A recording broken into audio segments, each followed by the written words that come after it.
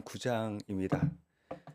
주시는 말씀은 원래 좀 뒷부분 24절로 41절인데 오늘 저는 9장 전체를 좀 다 보고 싶습니다. 우리 1절로 2절 함께 하실 때에 살아계신 하나님의 음성을 듣게 되기를 바랍니다. 함께 하시겠습니다. 예수께서 길을 가실 때에 날 때부터 맹인된 사람을 보신지라. 제자들이 물어 이르되 라삐어, 이 사람이 맹인으로 난 것이 누구의 죄로 인함이니이까? 자기니이까 그의 부모니이까? 여러분, 요한복음 9장에는 날 때부터 맹인된 사람이 등장합니다. 사실 죄인으로 태어난 우리의 영적 상태를 대표하는 사람으로 우리가 생각할 수 있겠습니다. 그래서 예수께서 어떻게 고치셨는지, 어떻게 만나 주셨는지를 오늘 살펴보면서 은혜를 나누고 싶습니다. 우리는 고난이나 어떤 시련이나 어려움을 닥치면 그 이유가 어디에 있는지에 대해서 굉장히 많이 고민하고 그 이유를 알고 싶어 합니다. 오늘 이 날 때부터 맹인된 사람을 앞에 두고 제자들이 이렇게 주님께 물어봤습니다. 이 사람이 지금 맹인된 것이 그의 부모의 죄입니까? 아니면 본인의 죄입니까? 라고 물어보고 있습니다. 우리는 아니땐 국에 연기가 난다. 날까? 어떻게 된 거야? 아니땐 굴뚝에 연기가 나지 않는다고 생각하고 핑계 없는 무덤이 없다고 생각합니다. 그죠? 분명히 이유가 있으리라고 생각을 해요. 내가 지금 이렇게 사는 것은 과거의 일 때문에 지금 이렇게 살고 내가 이렇게 살다 보면 미래는 이 현재에 묶여서 코잘리티, 그러니까 인과에 묶여 있다라고 생각하는 것이 우리의 일반적인 사고 패턴인 것 같습니다. 제가 옛날에 전도사 시절에 그 얘기가 잊혀지질 않아요. 어떤 분이 이렇게 새신자였습니다. 여성도였는데 본인이 교회에 오게 된 일을 이야기하더라고요. 남편이 굉장히 착한데 술만 먹으면 그렇게 자기를 때린대요. 팬대요. 그래서 너무 괴로워서 점집에 찾아갔답니다. 그랬더니 거기 계신 분이 이렇게 얘기하더래요. 너희 부부는 전생에 너는 마부였고 남편이 말이었대요. 전생에 마부가 말을 너무 많이 때렸대. 그래서 지금 그 값을 업보를 치르고 있는 중이랍니다. 어떻게 되냐? 300만 원짜리 구슬을 해야 되고 그 당시에 여러분 300만 원 작은 돈 아닙니다. 그리고 남편이 술 먹고 들어오면 쌀이빗자루, 이렇게 쌀이빗자루라 그러나요? 이렇게 왜 그걸 뭐라 그래? 겨 같은 이렇게 많이 붙어 있는 옛날에 그런 빗자루 있잖아요. 그걸 옆에다 둬서 그걸로 맞으면 한 올 한 올 한 올을 다 한 대로 계산해 줘서, 그래서 빗자루 이렇게 맞으면 그게 상쇄돼서 더 이상 이제 남편이 너를 안 때릴 것이다. 그래서 그 말을 듣고 구슬하고 또 빗자루를 둔 모양입니다. 그랬다가 나중에 300만 원짜리 굿했다는 걸 남편이 알아갖고 죽도록 맞고 상한 심령을 가지고 나는 교회 오기로 했다고 그렇게 와서 이제 본인이 교회 오게 된 것을 들려준 그 이야기를 제가 정말 잊지를 못하겠더라고요. 너무 웃긴데 웃을 수도 없고 거기서 이제 그냥 조용히 이렇게 듣느라고 이악 물고 듣느라고 너무 힘들었던 기억이 있습니다. 여러분, 지금 내가 고생하는 게 과거의 일에서도 해석이 안 되면 전생으로까지 끌고 가서 답을 찾는 것이 우리 인간의 사고방식이란 말입니다. 근데 어려움을 당하고 고난을 당하고 내가 해결할 수 없는 결핍을 만났을 때 그것이 나의 과거의 죄, 과거의 잘못, 어떤 실수 이쪽으로 생각하는 것이 아니라 우리 주님은 완전히 다른 방식, 다른 관점을 우리에게 주십니다. 그게 3절인데 한번 같이 읽어봐요. 읽겠습니다. 시작. 예수께서 대답하시되 이 사람이나 그 부모의 죄로 인한 것이 아니라 그에게서 하나님이 하시는 일을 나타내고자 하심이라. 여러분, 부모의 죄라 그러면 얼마나 억울합니까? 본인의 잘못이 아닌데. 자기 때문이라면 태어나자마자 맹인인데 무슨 잘못을 저질렀을까요? 아니에요. 예수께서 뭐라 그러세요? 하나님이 하시는 일을 나타내고자 함이라 하시면서 과거에 묶여있는, 원인에 묶여있는 결과에 묶여 있는 그 시선을 미래 그리고 소망을 두고 하나님의 행하시는 일 때문이다라는 새로운 관점을 지금 우리에게 주고 계십니다. 사랑하는 여러분, 고난을 만나셨습니까? 결핍을 만나셨습니까? 지금 해결하지 못하는 그런 어려움과 고통 중에 계십니까? 그래서 과거에 제가 생각이 나십니까? 내가 그랬기 때문에 죄값을 받으시는 것 같으십니까? 여러분 다시 한번 이 말씀을 잘 보셨으면 좋겠습니다. 내가 영주권 얻지 못하고 다시 돌아온 게 나의 무능이 아니에요. 믿지 않는 가족을 위해서 하나님께서 한국에 재파송해 주신 줄로 믿습니다.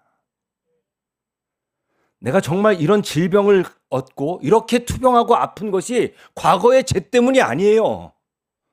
나를 통하여 행하실 하나님의 놀라운 일이 있는 줄로 믿습니다. 정말 그것을 생각하고 볼 수 있는 영안이 열리는 오늘 밤이 되었으면 좋겠습니다. 여러분, 저희 어머니는 제가 설교하는 것을 단 한 번도 보신 적이 없습니다. 제가 목회자가 되기 위해서 그렇게 서원하시고 기도하셨던 어머니는 제가 강단에서 설교하는 걸 못 보셨단 말입니다. 여러분, 저같이 완악한 사람은 저희 집이 정말 이민 가서 그 정도로 어려워지지 않았다면 전 절대로 목회의 길을 걸을 사람이 아닙니다. 제가 어렸을 때, 학생부 때, 우리 승현이 나이 때 제 꿈과 비전은 돈 많은 장로였습니다. 이렇게 얘기했습니다. 어머니한테 대놓고 나는 한 번뿐인 인생을 목회자로 살고 싶지 않아요. 저더러 왜 목회자를 하는지 이해가 안 갔어요. 아직도 저는 잊혀지지 않는 사건이 하나 있습니다.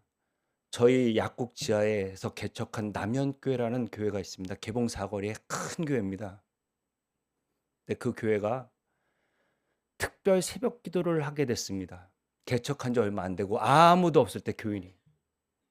저희 어머니 원래 우리 집은 6시에 가정 예배를 드렸던 집인데 이제 5시에 일어나서 그 새벽 기도를 40일 동안 참석을 해야 된답니다. 정말 미치는 줄 알았습니다. 승현이 나이에. 잠 많은 그때.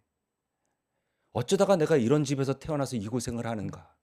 이 생각과 더불어 또 깨워서 가니까 정말 짜증을 내면서 가는데 이제 현관문을 열고 거기에 신을 벗고 옆으로 여는 드르륵 하고 문은 열었는데 여러분 이 강대상에서 이렇게 꿇어 앉아서 기도하시던 목사님이 그 드르륵 하는 그 문소리가 너무 반가워서 고개를 돌리시는 거랑 저랑 딱 마주쳤어요.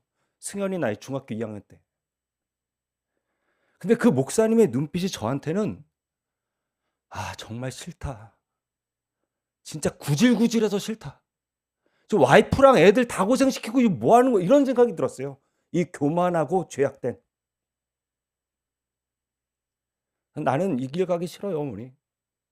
그냥 돈 많은 장로 할래입니다. 그렇게 좋으시면 두 분이 하세요.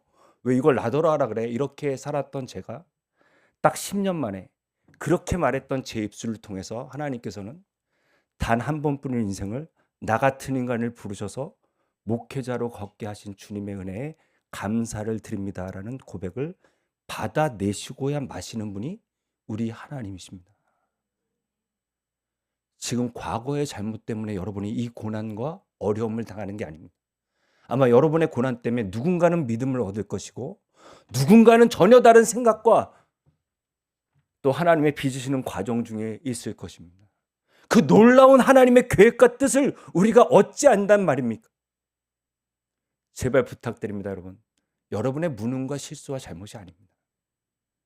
이 일을 통하여 하나님이 하실 분명한 하나님의 영광이 있는 줄로 믿습니다.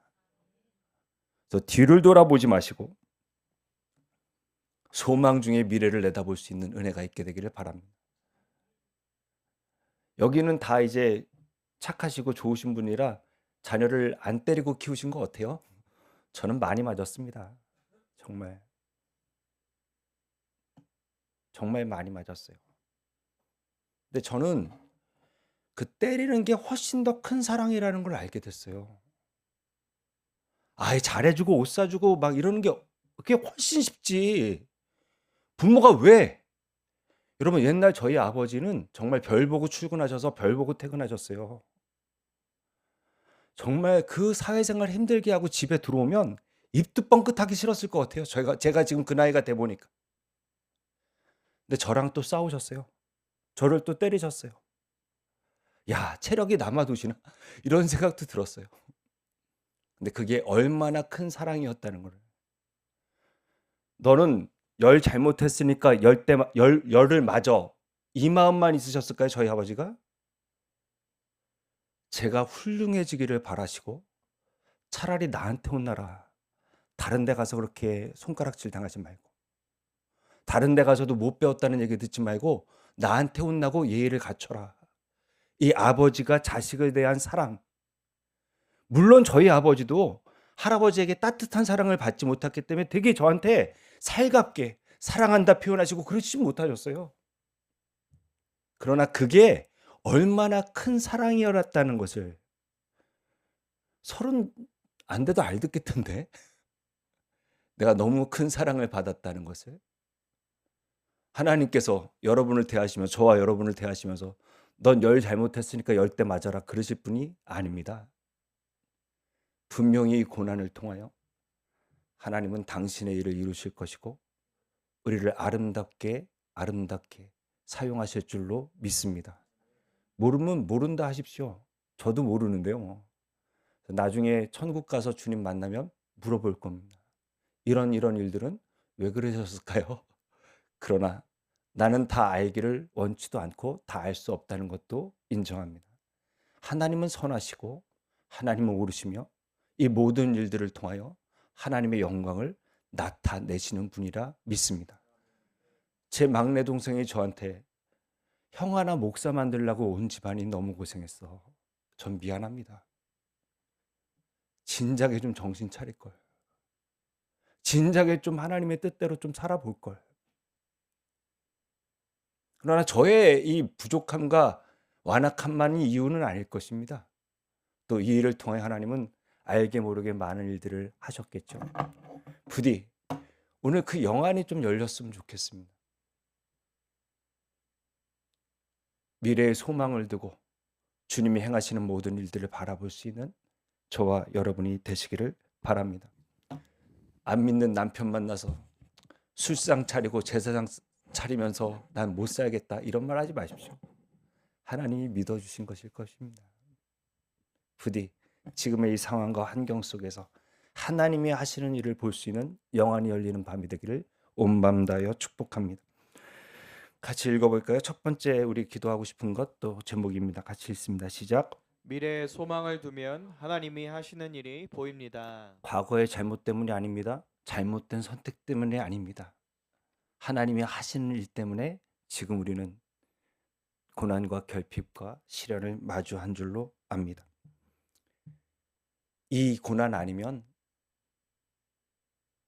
우리는 깨달을 수가 없고 이 일 아니면 하나님 앞에 겸손할 수 없는 것을 인정하시고 소망을 두고 주님을 바라볼 수 있는 저와 여러분이 되기를 바랍니다. 두 번째 6절 7절 한번 읽어봅니다. 읽겠습니다. 시작. 이 말씀을 하시고 땅에 침을 뱉어 진흙을 이겨 그의 눈에 바르시고 이르시되 실로암 못에 가서 씻으라 하시니 실로암은 번역하면 보냄을 받았다는 뜻이라. 이에 가서 씻고 밝은 눈으로 왔더라. 여러분 많은 기적들이 현장에서 일어났었어요. 12의 혈루병을 앓았던 여인은 믿음으로 옷깃만 만져도 그 자리에서 났어요. 나병 환자도 그 자리에서 났어요. 제가 생각하기엔 누구보다도 그 자리에서 났어야만 해요. 이분은 본 적이 없으니까. 여러분 지금 이 성전의 이 예배당의 지형지물을 잘 알죠? 지금 다 안대로 눈을 확 가리고 한번 자리에 일어나서 뛰어볼까요? 되나? 한번 나가라 그러시면 나가지나 한번 볼까요? 단 한 번도 못 봤으면 여러분 무슨 감각이 있겠어요? 그리고 땅에 침을 뱉어 진흙을 이겨 눈에 바르셨답니다. 여러분 침을 얼마나 뱉으면 이게 이겨질까요? 그리고 맹인 눈도 엄연히 눈인데 더럽게 그걸 침을 이겨갖고 진흙을 이렇게 저는 이해가 이거를 지금 당하는 사람 입장에서는 '이거 뭐지?' 이런 생각이 안 들었을까? 냄새는 안 났을까? 뭐 별의별 생각이 저는 다 나요. 그리고 그 자리도 아니고 맹인더러 실로암으로 가랍니다. 여러분 실로암 못은 정말 정상인도 다니기가 좀 어려운 경사가 있고 계단이 있었던 굉장히 예루살렘에서 낮은 곳에 있었습니다. 거기까지 왜 가라 하셨을까? 네, 실로암은 보냄을 받았다라는 뜻입니다. 이 맹인이 거기까지 가는데 소요 시간이 얼마나 걸렸을까요? 가는 동안에 시험에는 안 들었을까요? 여러분 눈을 씻고 본문을 찾아보면 가서 씻으면 눈이 낫겠다라는 이야기가 없어요. 왜 가야 되는 것입니까, 이분은? 이 냄새나는 막 침에 진흙을 묻혀가고 어딜 가야 되는 것입니까? 가면서 제대로 갔을까요? 걸려 넘어졌을까요? 아니 어떤 어려움은 없었을까요? 속으로 야 차라리 그냥 적선이나 해주지 이게 지금 뭐냐? 이런 의심과 그냥 하루 앉아갖고 적선이라도 했으면 내가 지금 얼마를 벌 텐데 오늘 그래도 먹을 거는 벌 텐데 이런 마음이 그 계산이 안 들었을까? 왜 이렇게 어렵게 하셨을까? 그런데 여러분 그 많은 계산, 그 많은 의심, 그 많은 분노와 원망 그걸 다 내려놓고 끝까지 실로암에 가서 그가 가장 예루살렘의 낮은 못으로 가서 맹인이 또 씻으려니까 서서 물을 풀 수는 없었을 거고 가장 낮은 자세로서 물에 빠질까 염려하며 조만조만하면서 그걸 딱 떠서 눈을 씻었을 때 여러분 눈이 열려 밝은 눈으로 왔다라고 성경은 기록합니다. 오스왈드 챔버스가 이런 멋진 말을 했습니다. 그 아래 하나님의 거기 한번 읽어볼까요? 읽겠습니다. 시작. 하나님의 모든 계시는 우리가 순종할 때까지 봉인되어 있다. 한 번 더 읽었으면 좋겠습니다. 시작. 하나님의 모든 계시는 우리가 순종할 때까지 봉인되어 있다. 사랑하는 여러분, 그 자리에서 역사가 일어나지 않는 이유가 있을 것입니다. 왜 주님이 이렇게 하시지? 이 냄새나는 이게 지금 진흙이 뭐지 도대체? 어디까지 가야 되는 거지? 난 갈 수 있을까? 찾아갈 수 있을까? 얼마나 물어봤고 얼마나 더듬었을까요? 그리고 여러분 계단 내려가는 거 우리 눈 가리고 내려가면 내려가시겠어요? 그 길이 정상인에게도 위험한 길인데 얼마나 위험했을까요?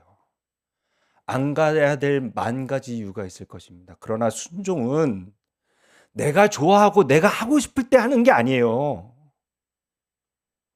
도저히 내가 계산적으로 맞지 않고 내 감정적으로 완전히 거부하는 그 순간에도 정말로 내가 믿는 하나님이 나에게 말씀하셨다면 그 일에 대해서 순종하고 나를 던지는 것이 헌신이란 말입니다. 그 순종과 헌신의 자리에서 계시 열리는 게 있어요. 반드시 주님께서 그 자리에서 보게 하실 줄로 믿습니다. 여러분 가만히 앉아 있을 때 그때 드러나는 게 아니라 주님께서 보내신 자리에 순종하고 갈 때 그 자리에서 주님이 역사하신단 말입니다. 가장 낮은 자리에 엎드릴 때, 가장 낮은 자리에 겸손하게 내 몸을 낮출 때, 그때 주님이 눈을 밝히 열어주신단 말입니다. 많은 신앙인들이 여기서 안 나면 안 갑니다. 이해시켜달랍니다. 아니요. 여러분 하나님의 모든 계시는 우리가 순종할 때까지 봉인되어 있다. 순종의 자리에서 열릴 것입니다. 내가 겸손하게 내가 보지 못합니다. 주님 보여주십시오. 주님을 찾는 자에게 주님은 보여주실 줄로 믿습니다. 부디 여러분 안 보인다 모르겠다 왜, 원망, 불평, 그리고 철저하게 내 본성이나 내 감정이나 내 생각이나 내 경험이나 안 될 일을 안 하면서 어디서 하나님을 보기를 원하시는지 전 잘 모르겠습니다. 부디 정말 이번 사순절에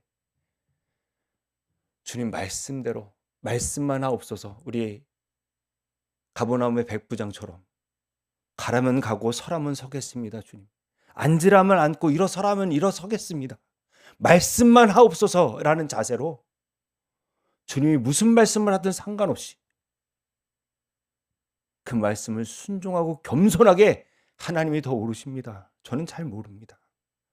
몰라도 괜찮습니다. 주님 말씀하시는 대로 일단 따르겠습니다라는 그런 겸비하고 순종하는 마음으로 주님 앞에 설 때 주님은 반드시 우리에게 나타나실 줄로 믿습니다. 저는 많은 상처를 받은 분들을 목회 현장에서 경험해 봤습니다. 그분들은 위로와 격려로 살아나지 않습니다.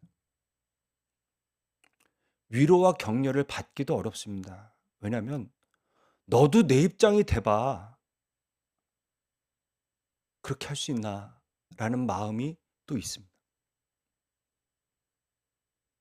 그렇기 때문에 여러분, 위로와 격려 받기도 참 어렵고, 또 어느 정도는 이제 자기중심성을 갖기 때문에 내 얘기를 남이 들어줘야 되고 저 사람이 나를 도와야 되고, 늘 이렇게 너무 상처와 고난이 크면 사람이 어쩔 수 없이, 이건 누구나입니다. 저도 마찬가지고 다 자기중심성을 가질 수밖에 없는데, 사람의 말이 위로와 격려가 행여됐더라도 그 자리에서 일어날 수 없습니다. 사람이 일어나는 순간은 여러분, 빛 대신 하나님의 말씀을 따라 걸어갈 때, 주님이 가라 하신 그 자리에 걸어갈 때 정말 겸손하게, 하나님 저는 은혜 아니면 못 삽니다 라는 그 마음을 가지고 주님 앞에 설 때, 그때 눈이 열리고 회복은 시작되는 것입니다. 부디 이 사순절에 정말 너무 힘든 어려움과 고난과 어떤 해결할 수 없는 문제 앞에 쓰셨다면 가라는 대로 가시, 또 마음을 낮추시는 은혜가 우리 가운데 있게 되기를 바랍니다. 이 기도의 자리에 무릎을 꿇으시는 모든 분들에게 주님을 보게 되는 은총과 은혜가 있기를 축복합니다. 낙심했을 때라도 예배의 자리에서 주님을 볼 수 있는 저와 여러분이 되기를, 시퍼렇게 살아계신 만유의 주시며 천지 만물을 창조하신 우리 주께서 우리의 닫힌 눈을 열어주시는 은혜가 이번 사순절 가운데 있게 되기를 바랍니다. 두 번째 나누고 싶은 건 이겁니다. 같이 읽어볼까요? 읽겠습니다. 시작. 보냄을 받은 순종과 겸손의 자리에서 보게 됩니다. 실로암에 안 가면 못 보는 것입니다. 가고 싶으면 가고 안 가고 싶으면 말고, 했다가 안 했다가, 본인이 컨디션이 좋으면 해봤다가 아니면 또 말았다가, 그게 아니라 정말 주님을 의지하고 주님 앞에 나아갈 수 있는 그런 은혜가 저와 여러분 가운데 있게 되기를 바랍니다. 30절로 33절 길지만 한번 읽어봅니다. 읽겠습니다. 시작. 그 사람이 대답하여 이르되 이상하다. 이 사람이 내 눈을 뜨게 하였으되 당신들은 그가 어디서 왔는지 알지 못하는도다. 하나님이 죄인의 말을 듣지 아니하시고 경건하여 그의 뜻대로 행하는 자의 말은 들으시는 줄을 우리가 아나이다. 창세 이후로 맹인으로 난 자의 눈을 뜨게 하였다 함을 듣지 못하였으니 이 사람이 하나님께로부터 오지 아니하였으면 아무 일도 할 수 없으리이다. 여러분, 눈을 뜨는 그 놀라운 사건 속에서도 우리 바리새인은 어떻게든지 이거를 예수님을 죄인 프레임을 딱 씌워서 그렇게 부정하고 있습니다. 근데 이 맹인이 입을 열어서 이야기를 합니다. 아주 단순합니다. 본인이 경험했던 거. 창세 이후로 맹인으로 앉아 눈을 뜨게 함을 듣지 못하였으니 하나님께로부터 오지 않았다면 이런 일은 있을 수가 없다라고 담백하게 더도 덜도 아니고 딱 그 얘기만 하게 되니까 이 바리새인들의 모든 궤변은 다 그냥 끝이 나는 것을 보게 됩니다. 그러나 본문 말씀을 보면은 한 번에 이런 담대함이 생긴 것 같지는 않습니다. 처음에는 예수라 하는 그 사람이 진흙을 이겨내고 내 눈에 바르고 설명했고 17절에 보니까 이제 선지자로 됐고 이제 34절이 됐더니 이 사람이 하나님께로부터 오지 않았다면, 그러니까 그의 부모는 두려워서 입을 닫고 있을 때는 아무 역사가 없었고 이제 주님이 주신 말씀과 믿음 가운데 이제 증언하게 되니까 바리새인은 변하지 않았지만 본인은 점점 믿음이 든든하게 서가는 것을 우리는 볼 수 있습니다. 이 패턴은 뭐 계속 가서 결국은 이 종착역, 맹인이 눈을 뜬 그 종착역은 결국 예수님께서 찾아오셨고 그 다음에 지금 너와 말하는 자가 바로 그다 메시아됨을 계시하셔서 그를 보고 엎드려 절하게 되는 그 장면이 이제 결론으로, 이 맹인의 사건의 결론으로 이렇게 나타나죠. 근데 누가복음에 보면 4장 25절로 26절 한번 읽어봅니다. 읽겠습니다. 시작. 여자가 이르되 메시아 곧 그리스도라 하는 이가 오실 줄을 내가 아노니 그가 오시면 모든 것을 우리에게 알려 주시리이다. 예수께서 이르시되 내게 말하는 내가 그라 하시니라. 이 여인도 유대 남자라고 했다가 선지자라 했다가 이제 메시아라는 것을 너랑 말하고 있는 네가 그가 아니라 이렇게 말씀하시는 그 음성을 듣고 예수의 자기 계시를 듣고 메시아라는 걸 알고 또 그렇게 예수님께 무릎 꿇게 되는 장면이 결론으로 이렇게 이어져 있습니다. 그래서 39절로 41절 우리 같이 읽어봐요. 읽겠습니다. 시작. 예수께서 이르시되 내가 심판하러 이 세상에 왔으니 보지 못하는 자들은 보게 하고 보는 자들은 맹인이 되게 하려 함이라 하시니 바리새인 중에 예수와 함께 있던 자들이 이 말씀을 듣고 이르되 우리도 맹인인가. 예수께서 이르시되 너희가 맹인이 되었더라면 죄가 없으려니와 본다고 하니 너희 죄가 그대로 있느니라. 아멘. 여러분 이 요한복음 9장에 못 보는 줄 알았던 사람은 예수님을 만나 보게 됐고 본인은 보는 사람이라고 착각했던 바리새인은 결국은 그 아는 것 때문에 또 자기가 가졌다고 생각하는 것 때문에 결국은 주님을 보지 못하게 되는 심판이, 이 사실 요한복음 전체 9장의 결론입니다. 어떤 맹인이 밤에 길을 나서는데 등불을 들었답니다. 왜냐하면 자기는 필요 없지만 남들이 그것을 보고 피해 주기를 바라면서 얼마 가지 않아서 다른 사람과 부딪혔습니다. 좀 빛 좀 봤으면 피해 주지 좀 하고 이렇게 그 사람을 나무랬더니 그 사람이 아이고 죄송합니다. 근데 선생님 등은 가지고 계신데 불은 오래전에 꺼진 것 같습니다라고 얘기했대요. 이런 맹인은 불이 꺼진 줄도 모릅니다. 자기가 못 보는 줄을 몰라요. 그래서 영원히 못 보는 것입니다. 여러분 보십니까? 보는 것 같으세요? 들으십니까? 듣는 것 같으세요? 부디 주님을 보게 되는 은혜가 내가 못 보고 있다는 것을 기억하고 또 주님께 설 수 있는 은혜가 있게 되기를 바랍니다. 어떠한 기적보다 죽은 영혼이 사는 게 가장 큰 기적 같고 어떠한 기적보다 영의 눈이 닫힌 사람이 영의 눈이 열리는 것이 진짜 기적 같습니다. 이 바리새인들은 하나님의 율법을 가졌다고 자기들이 본다고 이야기하면서 하는 일이 뭐예요? 왜 안식일에 고쳤어? 너 왜 이렇게 했어? 너 왜 저렇게 했어? 계속 율법적으로 사람을 억압하고 짓누르고 그렇게 자기도 못 가고 남도 못 가게 합니다.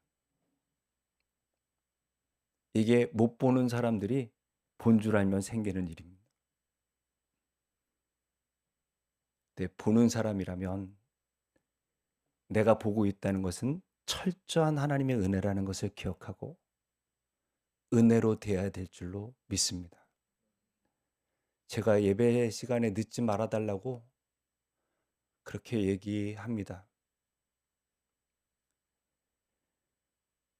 정말 우리 성도님들을 사랑하는가 다시 한번 물어봅니다.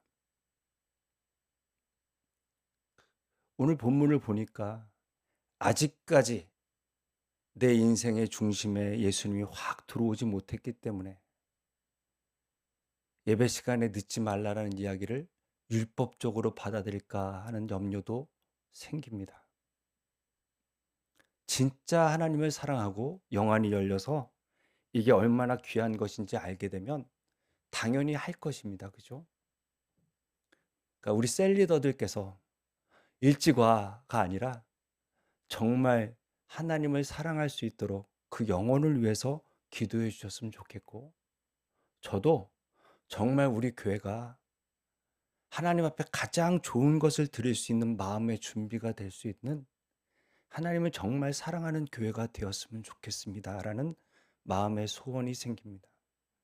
영안이 열려서 묵상이 정말 이게 얼마나 귀한 건지를 우리 성도님들이 깨닫기를, 묵상이 또 뿐만 아니라 영안이 열려서 이 기도의 자리가 얼마나 귀한지를 우리 성도님들이 다 좀 알게 되기를. 그래서 남이 보기 때문에 억지로 나오는 것도 아니고 누가 오라가라 해서 가는 게 아니라 정말 내가 하나님 사랑해서 기도하고 묵상하는 은혜가 있게 되기를 바랍니다. 여러분, 묵상 너무 중요합니다. 그러나 또 그거를 제가 생각하기엔 그게 전부인 것도 아닙니다. 주일 아침마다 일찍 일어나 온 교회를 섬기기 위하여 주방에서 섬기는 분들은 귀한 것입니다. 각자에게 하나님이 주신 은혜가 분명히 있기에 눈이 열려 이게 얼마나 귀한 일인지를 좀 보셨으면 좋겠고, 토요일마다 이 성전을 성도님들을 오시는데 불편함 없도록 쓸고 닦는 분들이 계십니다. 얼마나 귀한지 하나님이 가르쳐 주셨으면 좋겠습니다.